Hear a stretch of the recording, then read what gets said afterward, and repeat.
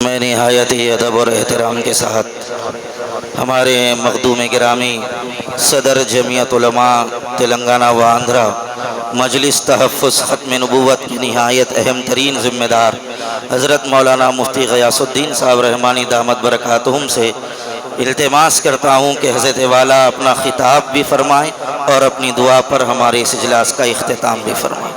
آپ تمام حضرات، حضرت مفتی صاحب فرما رہے ہیں وقت زیادہ ہو گیا، آپ تمام حضرات مفتی صاحب کا خطاب پورے اطمینان کے ساتھ سننے کے لیے تیار ہیں؟ بسم اللہ الرحمن الرحیم، الحمدللہ وکفا وسلام علی عبادہ الذین اصطفیٰ، اما بعد فاعوذ باللہ من الشیطان الرجیم، بسم اللہ الرحمن الرحیم، یا ایہا الذین آمنوا اتقوا اللہ حق تقاتہ ولا تموتن الا وانتم مسلمون، صدق اللہ مولانا العظیم العظیم۔ حضرات علماء کرام، معزز سامعین، مولانا نے آپ کو ڈرا دیا کہ آپ کو بہت زیادہ دیر تک بیٹھنا ہے، ایسا نہیں ہے، 2-4 منٹ میں اپنی بات کو ختم کر دوں گا۔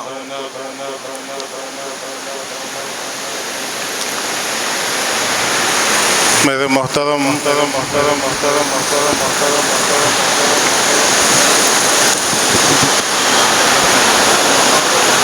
ایک مسلمان کے پاس جو سب سے قیمتی دولت ہے وہ ایمان۔ یہ ایمان اللہ تعالیٰ نے محض اپنے فضل سے، اپنے کرم سے عطا فرمایا۔ اس دولت کے حصول کے لیے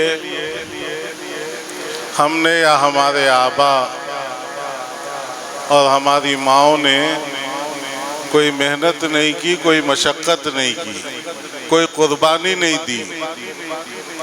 یہ اللہ کا نظام ہے کہ اللہ تعالیٰ نے ہم کو ایک مسلمان گھرانے میں پیدا فرما کر ایمان کی دولت دی، اور یہ دولت سب سے بڑی دولت ہے، یہ نعمت سب سے بڑی نعمت ہے، جس پر ایک انسان کی دنیا اور آخرت کی کامیابی کا دار و مدار ہے۔ حضرت مولانا ارشد صاحب زیدہ مجدہم نے یہ بات بہت وضاحت سے آپ کے سامنے بیان کی کہ آدمی کی نجات ایمان سے متعلق ہے، نجات کی بنیاد ایمان ہے۔ اسے عقیدے کی زبان میں کہتے ہیں جنت ثمرہ ہے ایمان کا۔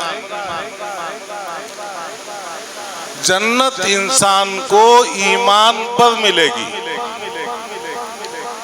اعمال سے فرق صرف یہ پڑے گا کہ اعمال اچھے ہوں گے تو پہلے مرحلے میں جنت میں پہنچ جائے گا، اور اگر اعمال اچھے نہیں ہوں گے تو پھر اللہ تعالیٰ کی مشیت پر ہے، وہ چاہے گا تو معاف فرما کر جنت کے داخلے کا فیصلہ فرما دے گا، اور وہ چاہے گا تو بدعملی کی سزا دے کر اس کے بعد اللہ جنت میں پہنچائے گا۔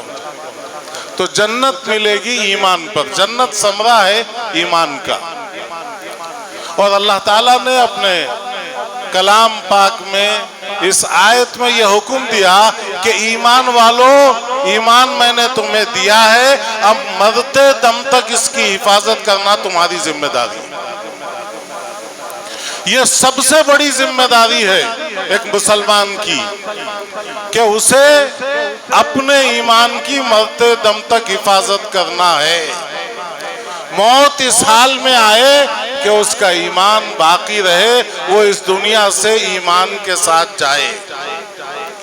آدمی کو، ایک مسلمان کو اس کی محنت کرنا ہے۔ دنیا میں بہت سے فتنے ہیں، اور اس 1400 سال میں آپ اگر پڑھیں گے، جائزہ لیں گے تو کیسے کیسے فتنے آئے ہیں۔ تاتاریوں کا فتنہ کوئی معمولی فتنہ تھا، لاکھوں مسلمان تہہ تیغ کر دیے گئے۔ سقوط بغداد، تاریخ اسلام پڑھیے، ایسے ایسے فتنے آئے ہیں کہ جن فتنے میں لاکھوں کروڑوں مسلمانوں کی جان گئی ہے، لیکن ان فتنوں کا تعلق ایمان سے نہیں تھا۔ ان فتنوں کے نتیجے میں مسلمان ایمان سے ہاتھ نہیں دھوتے تھے۔ بڑا فتنہ وہ ہے جس سے ایک مسلمان ایمان کے سلسلے میں اپنی آزمائش میں پڑ جائے اور ایمان سے ہاتھ دھو بیٹھے۔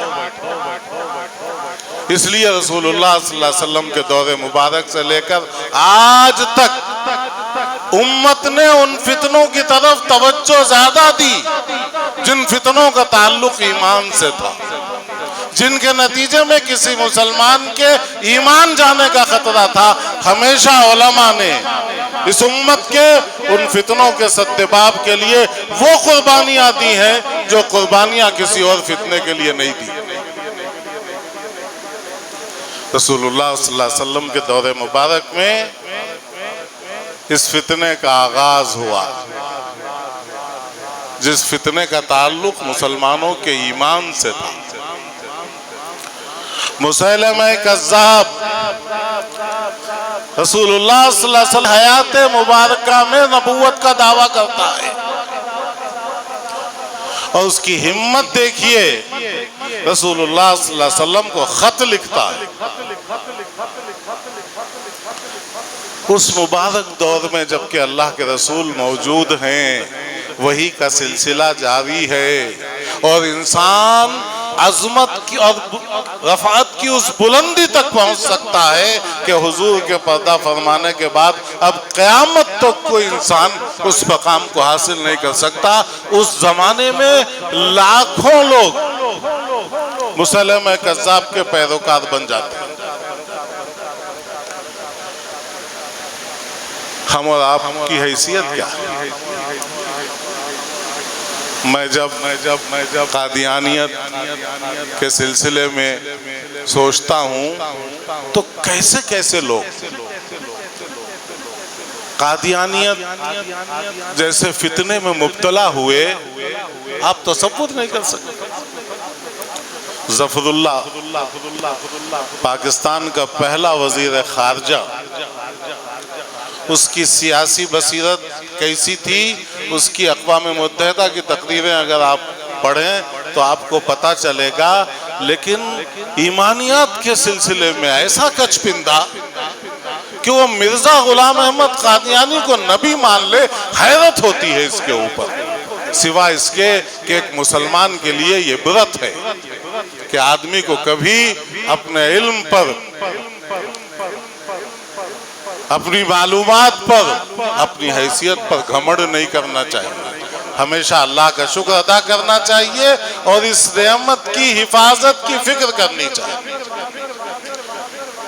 ابھی آپ کے محلے میں جو صورتحال آئی آپ کے سامنے ہے، اس سلسلے میں اللہ جزائے خیر دے ان علماء کو، انہوں نے اس فتنے کے سلسلے میں آج کے اس اجلاس کے انعقاد کا فیصلہ کیا اور آپ کو ایک ایک بات کھول کھول کر بتائی۔ مسیلمہ کذاب کے فتنے سے امت کو بچانے کے لیے رسول اللہ صلی اللہ علیہ وسلم نے صحابہ پر مشتمل ایک لشکر کو، بڑے لشکر کو روانہ فرمایا۔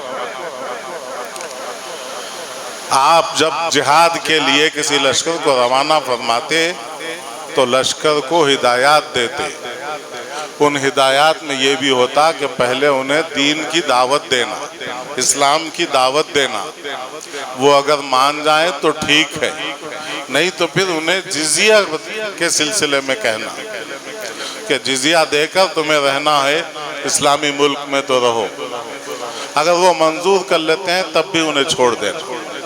لیکن اگر یہ بھی نہیں تو پھر ان سے قتال کرنا، اور قتال میں بھی ان چیزوں کی رعایت کرنا، اس تفصیل میں نہیں جاؤں. لیکن میں جہاں تک سمجھتا ہوں علماء موجود ہیں، جس لشکر کو مسلمہ کذاب کے فتنے کے فروغ کرنے کے لیے حضور نے بھیجا، ان کو کوئی ایسی ہدایت نہیں دی. ان سے صرف جنگ کرنے اور قتال کرنے اور ان کی گردن کاٹنے کا رسول اللہ صلی اللہ علیہ وسلم نے حکم دیا. لشکر چلا. رسول اللہ صلی اللہ علیہ وسلم کی طبیعت خراب تھی. حضور کے حکم کی تعمیل میں وہ مدینے سے نکلے اور کچھ دور جا کر انہوں نے پڑاؤ کیا، اور اس انتظار میں ٹھہرے کہ حضور کے بارے میں کوئی اطمینان کی خبر آئے تو پھر اطمینان سے آگے کا سفر کریں گے. لیکن اللہ کی مرضی کچھ اور تھی، حضور کے وصال کی خبر آئی. وہ لوگ واپس آئے، حضور کے کفن دفن میں شریک رہے. اس کے بعد صدیق اکبر رضی اللہ تعالیٰ عنہ کی خلافت قائم ہوئی، اور آپ نے خلافت کے قیام کے بعد حضرت اسامہ جو عسکر کے امیر تھے ان سے فرمایا، اسامہ نکلو، لشکر لے کر نکلو. میں آیا تو جو صاحب بیان کر رہے تھے انہوں نے اس کی تفصیل آپ کے سامنے رکھی کہ ان حالات میں بعض صحابہ نے اس طرح بڑا لشکر کا مدینے سے نکل جانا حفاظتی اعتبار سے بہتر نہیں سمجھا. لیکن حضرت صدیق اکبر رضی اللہ تعالیٰ عنہ نے سختی سے حکم دیا کہ اسامہ اس لشکر کو لے کے نکلو، اور جتنے آدمیوں کو حضور نے اس لشکر میں طے فرمایا تھا ان میں سے کوئی نہ بچے، سب نکلے سوائے حضرت عمر کے، کہ ان کے بارے میں حضرت اسامہ سے فرمایا کہ اگر تم اجازت دو تو میں اپنی مدد کے لیے عمر کو روک لوں، میں اپنی مدد ان سے حاصل کروں گا، مشورہ لوں گا. حضرت اسامہ نے اجازت دی اور نکلے.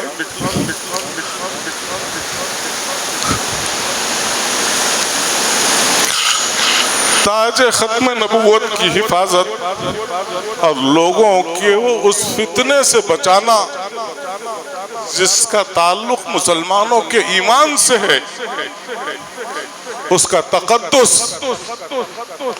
اس کی عظمت، اس کا مقام حضرت صدیق اکبر قیامت تک آنے والے مسلمانوں کو اپنے عمل سے دے رہے ہیں. غور کیجئے، جب لشکر لے کے حضرت اسامہ چلے تو صدیق اکبر جنہیں امت نے خلیفہ تسلیم کر لیا تھا، جو امت میں حضور کے بعد سب سے افضل ہیں، یہ ایک مسلمان کا عقیدہ ہے کہ اس امت میں صدیق اکبر رضی اللہ تعالیٰ عنہ سب سے افضل ہے.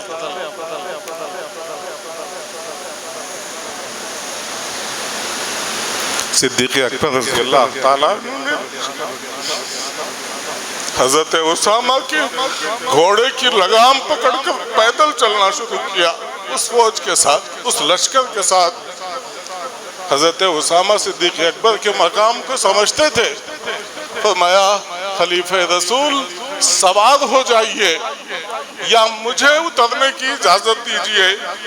صدیق اکبر نے فرمایا، نہ میں سوار ہوں گا نہ تمہیں گھوڑے سے اترنا ہے، میں تو بس چند قدم اس لشکر کے ساتھ اس راستے میں چلنا چاہتا ہوں جو تاج ختم نبوت کی حفاظت اور مسلمانوں کے دین و ایمان کی حفاظت کی نیت سے نکلا.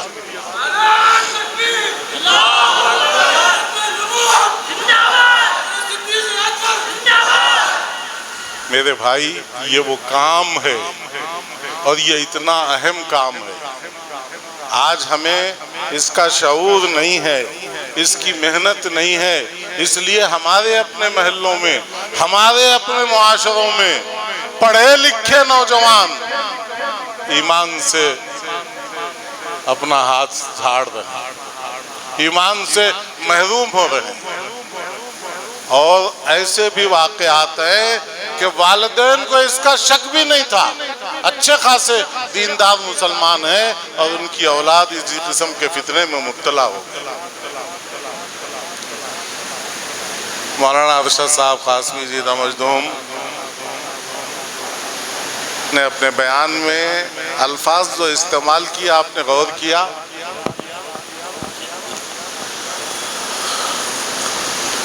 مہدی کے ساتھ رسول اللہ صلی اللہ علیہ وسلم نے ظہور کا لفظ استعمال کیا، حضرت عیسیٰ علیہ نبی علیہ السلام کے لیے نزول کا لفظ استعمال ہوا، اور دجال کے لیے خروج کا لفظ استعمال ہوا۔ آپ اگر صرف ان تین الفاظ کی حقیقت کو سمجھیں گے، معنی اور مفہوم کو، تو آپ کو یقیناً اندازہ ہو جائے گا کہ یہ فتنہ ہے۔ حضرت مہدی پیدا ہو چکے ہوں گے مدینہ منورہ میں، عمر کا ایک حصہ گزار چکے ہوں گے، پھر ایسے حالات آئیں گے اور پھر ان کا ظہور ہوگا۔ وہ علامتوں پر لوگ پہچان لیں گے۔ حضرت عیسیٰ علیہ السلام کا نزول ہوگا، حضرت مہدی پہلے سے موجود تھے، پتہ نہیں تھا، پتہ چلے گا، ظاہر ہو جائیں گے۔ حضرت عیسیٰ اتارے جائیں گے، جیسے پانی برستا ہے نا تو اس کے لیے نزلہ کا لفظ استعمال ہوتا ہے۔ نزول مطر اردو میں بھی بولتے ہیں، پانی برسنا، اوپر سے کسی چیز کا نیچے آنا۔ حضرت عیسیٰ اوپر سے نیچے آئیں گے، اتارے جائیں گے، اور دجال کا خروج ہوگا، وہ بھی پیدا ہو چکا ہوگا، اس وقت ظاہر ہوگا۔ یہ شکیل بن حنیف کا ظہور ہوا ہے، بلکہ وہ تو چھپا ہوا ہے۔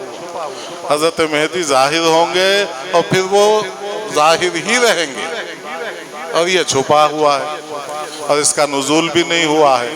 تو پھر تیسرا ہی لفظ باقی رہ جاتا ہے، خروج، اور اس کا خروج ہوا ہے، اور وہ خروج کس کا ہوگا؟ اللہ کے رسول نے فرمایا۔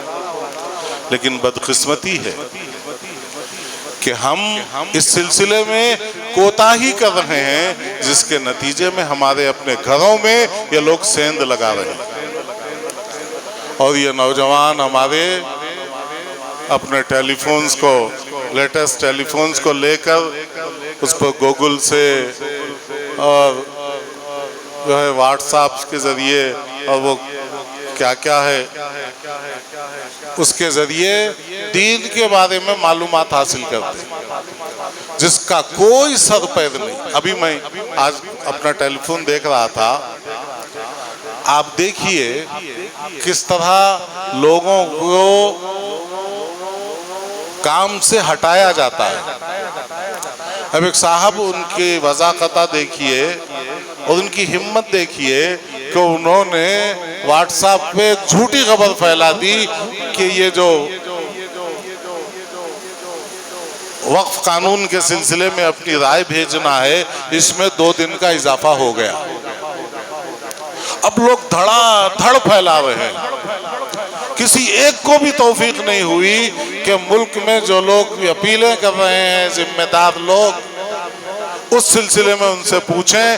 جب ان تک پہنچا تو انہوں نے خود تردید کرنا شروع کی۔ یہ ہے واٹس ایپ کا حال۔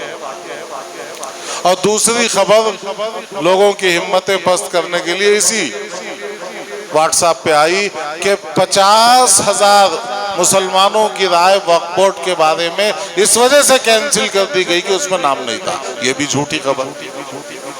کس نے تحقیق کیا؟ کسی نے نہیں۔ آپ میرے پاس 200-250 سائیڈیں ہوں گی، بدقسمتی سے میرے فون میں 1 گھنٹہ مجھے مٹانے کے لیے جاتا ہے روز، اس پہ ہر سائیڈ پہ مسلمان جوش سے اسے ڈالیں۔ یہ آج کی بات۔ تو ٹیلی فون سے، گوگل سے، اس قسم کی چیزوں سے دین سیکھیں گے تو کیا حشر ہوگا؟ میرے بھائی، جیسا کہ کہا مجھ سے پیشتر لوگوں نے کہ اپنے ایمان کی حفاظت کے سلسلے میں ہمیں کم از کم ان عقائد کے سلسلے میں معلومات ہونی چاہیے جن کے بغیر دین مکمل نہیں ہوتا۔ اور حضور کے ختم نبوت کا عقیدہ ہمارے ایمان کے عقیدوں میں ایک عقیدہ ہے۔ اگر خدا نہ خواستہ عقیدہ ختم نبوت میں شک آیا تو پھر ایمان سلامت نہیں رہے گا۔ ساری زندگی اللہ کو ایک مانتے رہیں، حضور کو سب سے افضل نبی مانتے رہیں، لیکن اگر حضور کو خاتم النبیین ان تمام حیثیتوں سے جن کی امت نے وضاحت کی اگر آپ نہیں مانیں گے تو آپ مسلمان نہیں رہیں گے، مومن نہیں رہیں گے۔ پھر میرے محترم اللہ کی مشیت ہے، اس معاملے کی اہمیت اللہ رب العزت کا فعل حکمت سے خالی نہیں ہے۔ اس جنگ میں 1200 صحابہ شہید ہوئے ہیں۔ پوری امت آج اس روئے زمین پر مسلمانوں کی حضور کی جو پوری امت ہے، اس پوری امت قربانی دے دے تو ایک صحابی کی قربانی تک نہیں پہنچ سکتی۔ پورے 23 سال کے عرصے میں جتنی جنگیں ہوئی ہیں اسلام کی اشاعت اور حفاظت کے لیے، ان کی تعداد اتنی نہیں ہے جو صرف اس جنگ یمامہ کی ہے، جو رسول اللہ صلی اللہ علیہ وسلم کے تاج ختم نبوت اور مسلمانوں کے ایمان کی حفاظت سے کے سلسلے میں جس فتنے سے مسلمان آزمائش میں پڑ رہے تھے، اس فتنے کے فروغ کرنے میں 1200 صحابہ نے اپنی شہادت دی ہے، جس میں 500 صحابہ حافظ قرآن تھے۔ اسی جنگ کے بعد یہ احساس ہوا کہ اس طرح صحابہ شہید ہوئے تو پھر قرآن کے سلسلے میں مسئلہ ہو جائے گا، اس لیے جمع قرآن کا کام اس کے بعد ہوا۔ میرے بھائی، یہ ہے اس فتنے کی سنگینی، اور یہ فتنوں میں جو سب سے بڑا فتنہ ہے اس امت کی پوری تاریخ میں، وہ دجال کا فتنہ ہے، اس لیے کہ اس فتنے میں جتنے انسان مبتلا ہوں گے، ابھی تک کوئی فتنے میں اتنے مسلمان مبتلا نہیں ہوں۔ اس لیے سب سے بڑا فتنہ جو ہے وہ دجال کا فتنہ ہے۔ کیوں؟ اس میں لوگوں کے ایمان کے جانے اور ضائع ہونے کا سب سے زیادہ اظہار ہوگا، اس لیے اللہ تعالیٰ اسے ایسی طاقتیں دے گا، پوری دنیا میں جائے گا، صرف حرمین بچیں گے۔ اور اس کی طاقت کا اندازہ لگائیے، حدیث میں آتا ہے جب مدینہ منورہ میں داخل ہونے کی کوشش کرے گا تو وہاں اسے روک دیا جائے گا، اللہ رب العزت اس کا انتظام فرمائے گا، روک دیں گے، وہ وہاں رکا ہوا ہوگا، غصے میں ہوگا، مدینے کے حدود سے ایک آدمی نکلے گا، غصے میں آ کر دجال اسے قتل کر دے گا، اسے 2 ٹکڑے کر دے گا، اور پھر اس کے بعد اسے زندہ کر دے گا۔ اللہ کے رسول فرماتے ہیں پھر اسے زندہ کر دے گا اور اس سے کہے گا کہ اب تو مان لے کہ میں خدا ہوں، تو وہ کہے گا کہ مجھے اب اور زیادہ یقین ہو گیا کہ تو دجال ہے، اس لیے کہ میں نے وہ حدیث پڑھ رکھی ہے، سن رکھی ہے، جان رکھی ہے کہ دجال جب مدینے میں داخل ہونے کی کوشش کرے گا تو اسے روک دیا جائے گا، وہ پھر اس آدمی کو قتل کرے گا اور دوبارہ زندہ کرے گا اور اس سے اپنی الوہیت کا اقرار کروانا چاہے گا۔ مجھے نہیں معلوم تھا کہ یہ سعادت اللہ نے میرے حصے میں لکھی ہے، اب تو میرا ایمان اور مضبوط ہو گیا، مستحکم ہو گیا، تو ہی دجال ہے۔ لوگوں کے اموال پر قبضہ کر لے گا، لوگوں کے مواشی پر قبضہ کر لے گا، لوگوں کے لیے تباہی اور بربادی کے فیصلے کرے گا، اور اس کے بعد وہ اپنے خدا ہونے کا اقرار کروائے گا۔ یہ سب سے بڑا فتنہ ہے اس امت کی پوری تاریخ میں جو دجال کی شکل میں آئے گا۔ پھر اسی لیے اللہ تعالیٰ اس سے بچانے کے لیے اللہ تعالیٰ ایک اس امت میں امام کو بھی پیدا فرمائیں گے اور ایک نبی کو بھی نازل فرمائیں گے، وہ اس امت کا ایمان کے اس آزمائش کے سلسلے میں اس دجال کا فیصلہ کریں گے۔ لیکن ان سب فتنوں کا سدباب ہمیں خود کرنا ہے، ہمارے علماء کی ذمہ داری نہیں ہے، کہ مجلس تحفظ ختم نبوت کی ذمہ داری نہیں ہے۔ ان سے جتنا ہو سکتا ہے رات دن، صبح شام، گاؤں دیہات، شہر، ریاست بیرون ریاست، وہ تو وقف ہیں، لیکن مسئلہ صرف ان کی قربانی سے قابو میں نہیں آئے گا. ہم سب کو اپنے ایمان کی اور اپنے گھر والوں کے ایمان کی بچانے کی کوشش کرنا ہوگا, اور اس کے ساتھ ساتھ اللہ نے توفیق دی تو دوسروں کے ایمان کے بچانے کی فکر بھی ہمیں کرنی ہوگی, اور اس فکر کے نتیجے میں دوسروں کے ایمان کی حفاظت ہو یا نہ ہو, اللہ کا ضابطہ یہ ہے کہ جو کسی کے خیر کے لیے کوئی محنت کرتا ہے اسے وہ خیر ملے یا نہ ملے, اللہ کرنے والے کو تو دو ہی دیتا ہے. اس لیے اپنے ایمان کی حفاظت اور اپنے گھر والوں کے ایمان کی حفاظت کے لیے اپنے علماء سے رابطے میں رہیے. دفتر ختم نبوت اور اس کے وہ مجاہد جو اس محنت میں اپنی پوری زندگیوں کو قربان کرنے کا عزم کر کے لگے ہوئے ہیں, ان سے آپ کا رابطہ ہونا چاہیے. ان سے آپ پوچھتے رہیں کہ ہم اس علاقے کے رہنے والے ہیں, مولانا آپ کو کوئی اطلاع ہے کیا, ہمارے کسی علاقے میں کوئی فتنہ آ رہا ہے کیا, آ رہا ہے تو ہمیں کیا کرنا ہے. آپ کو اس کی فکر کریں اور آپ اس میں لگے رہیں گے تو اللہ آپ کو بچائے گا. حضرت قاری طیب صاحب رحمۃ اللہ علیہ محتمم دارالعلوم دیوبند کی مجلس میں کبھی کبھی حاضر ہونے کا موقع ملتا تھا, تو انہوں نے صحبت پر کہ اہل علم کی صحبت میں, علماء ائمہ کی صحبت میں رہو تو اللہ تعالیٰ کیسے بچاتا ہے. پنجاب میں کسی پادری نے مسلمانوں کے مجمع میں حضرت عیسیٰ کے اللہ کے بیٹے ہونے کا مسئلہ چھیڑ دیا, اور یہ عیسائی لوگ اور قادیانی لوگ, اللہ نہ کرے آپ کو واسطہ پڑے, ان سے بات کیجئے تو یہ بڑی اچھے دار گفتگو کرتے ہیں. آدمی کے لیے جواب دینا مشکل ہو جاتا ہے. اچھے پڑھے لکھے لوگ بھی اگر انہوں نے اس موضوع پہ تیاری نہیں کی ہے نہ جواب دے سکتے, پھر جاتی سٹی گم ہو جاتی. مگر صحبت کا, اہل علم کے ساتھ رہنے کا, اللہ والوں کے ساتھ رہنے کا اثر تو ہوتا ہے. وہ کھلا چیلنج کر رہا ہے حضرت عیسیٰ کے بیٹے ہونے کا, اور جواب مانگ رہا ہے اور تقریر کر رہا ہے. ایک نانبائی تھا, اب رواج نہیں ہے, پہلے ادھر یو پی میں اور پنجاب وغیرہ میں مسلمان بڑی اچھی حیثیت کے لوگ تھے, تو وہاں روٹیاں پکانے والے تندور ہوتے تھے, لوگ اپنی ضرورت کی روٹیاں لے کے چلے جاتے تھے. اب بھی مدینہ منورہ وغیرہ میں آپ نے دیکھا ہوگا جگہ جگہ روٹیاں پکاتے ہیں, لوگ روٹی لے لیتے ہیں, گھر چلے جاتے ہیں, وہاں پر روٹی پکانا مشکل ہوتا ہے. تو ایک خباز تھا, روٹی پکانے والا تھا پنجاب میں, اس نے سنا کہ بھئی کیا قصہ ہے, دن میں تو بیچارہ روٹی پکاتا رہا, پھر بولا بھئی یہ کیا ہے, شور کیوں ہو رہا, مجمع کیوں ہے. تو بولے کہ ارے وہ ایک پادری آیا ہوا ہے اور حضرت عیسیٰ علیہ السلام کو اللہ کا بیٹا بولے, اور وہ اس سلسلے میں چیلنج کر رہا. تو وہ روٹی پکانے والا خباز نان بھائی انہیں بولا میں جاتا ہوں, جا کے جواب دیتا ہوں. ارے بولے لوگ علماء شہر کے جو ہے اس کے مقابلے کے لیے ہمت نہیں کرتے, تو کیا جاتا, انہیں بولا میں جاتا ہوں. اور گیا اور جا کے اس کو بولا بھائی کیا بول رہا تو انہیں بولا حضرت عیسیٰ اللہ کے بیٹے ہیں, اور میں یہ بول رہا ہوں, دلیل میں یہ بول رہا ہوں, یہ بول.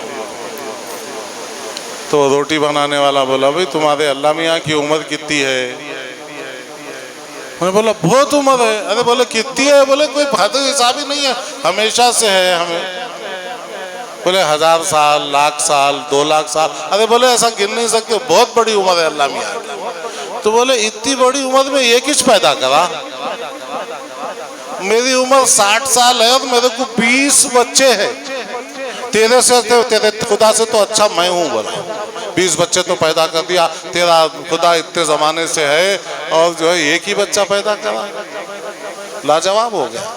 حضرت محتم صاحب فرماتے تھے کہ اس نے عامی جواب دیا, علمی جواب اگر کوئی عالم ہوتا تو دیتا کہ بچہ پیدا کرنا اگر کمال ہے تو پھر یہ تو دوسرے لوگوں کو اس سے زیادہ حاصل ہے, اور اگر عیب ہے تو پھر یہ اللہ کی شان نامزد کی تقریر کی. تو اہل علم کی اور اس کی جو امت کے ایمان کی حفاظت کی فکر ایسے موقعوں پہ کر رہے ہیں, ان سے رابطہ ہوگا تو اللہ تعالیٰ ایسے وقت میں اس فتنے سے متاثر ہونے کے بجائے اللہ تعالیٰ اس فتنے سے لوگوں کو بچانے کا ذریعہ بنائے. اس لیے میرے بھائی اس محنت میں لگے رہیں. اس سے اپنے ایمان کی بھی حفاظت ہے اور انشاءاللہ اللہ پاک ہمیں ذریعہ بنا کر اگر لوگوں کے ایمان کی حفاظت کا اللہ نے بنانے کا فیصلہ کر لیا تو اس سے بہتر ہماری اپنی زندگی میں کوئی فیصلہ ہے نہ کوئی سودا ہے. اللہ تعالیٰ مجھے اور آپ کو اس سلسلے میں جس بیداری کی ضرورت ہے اس بیداری کا ہمیں خوگر بنائے اور اس کام کے لیے ہمیں اللہ تعالیٰ قبول فرمائے. وآخر دعوانا الحمدللہ رب العالمین. درود شریف پڑھ لیجئے.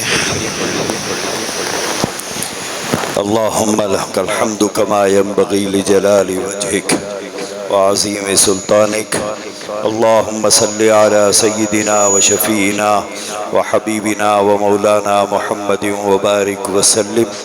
ربنا لا تزغ قلوبنا بعد إذ هديتنا وهب لنا من لدنك رحمة إنك أنت الوهاب. اللهم أعز الإسلام والمسلمين. اللهم انصر الإسلام والمسلمين. اللهم اغفر أمة محمد صلی اللہ علیہ وسلم. اے اللہ جس مقصد کے لیے ہم یہاں جمع ہوئے ہیں اے اللہ اس میں بھرپور کامیابی عطا فرمائیے. امت کے ایک ایک فرد کو ان تینوں کے فتنوں سے محفوظ رکھیے. اے اللہ ہماری زندگی کو صراط مستقیم پر چلا دیجئے. اے اللہ اس دین پر استقامت نصیب فرمائیے. اے اللہ دین پر استقامت نصیب فرمائیے. پروردگار عالم جب تک ہم زندہ ہیں ہمیں اسلام پر زندہ رکھیے. جب موت کا وقت آئے تو ہم سب کو ایمان کامل پر توحید خالص پر موت مقدر فرمائیے. اے اللہ کفر کی موت سے بچائیے, شرک کی موت سے بچائیے, منافقانہ زندگی اور منافقانہ کردار اور منافقانہ موت سے ہماری حفاظت فرمائیے. اے اللہ امت کے دین اور ایمان کی حفاظت کے سلسلے میں جہاں کہیں پر بھی جو کچھ کوششیں ہو رہی ہے اے اللہ یہ سب کچھ آپ کی اور آپ کے حبیب کی اور آپ کے بھیجے ہوئے دین کی محبت میں یہ سب کوششیں ہو رہی ہے. پروردگار عالم اس میں ان تمام محاذوں پر کام کرنے والوں کی بھرپور مدد فرمائیے. قدم قدم پر نصرت فرمائیے, قدم قدم پر رہبری اور رہنمائی فرمائیے. اس اجلاس کو بے حد قبول فرمائیے اور اس اجلاس کے لیے کوشش کرنے والوں نے اپنی اپنی حیثیت کے مطابق کوشش کی ہے. پروردگار عالم آپ اپنی شان کے مطابق ہر ایک کو بدلہ نصیب فرمائیے. تمام حاضرین کی بخشش اور مغفرت فرمائیے. تمام حاضرین کے جائز مقاصد میں کامیابی عطا فرمائیے. تمام بیماروں کو شفا عطا فرمائیے. مقروضوں کی قرضوں کی ادائیگی کی صورتیں پیدا فرمائیے.